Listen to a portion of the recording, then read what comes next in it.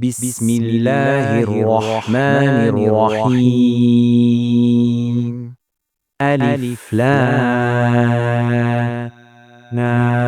را. تلك آيات الكتاب المبين. إنا أنزلناه قرآنا عربيا لعلكم تعقلون.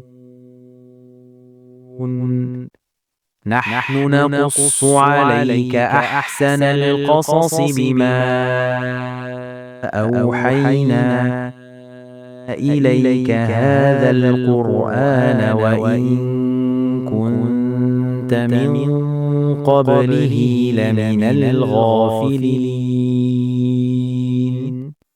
إذ قال يوسف لأبيه يا أبت إني رأيت 11 كوكبا والشمس والقمر رأيتهم لي ساجدين.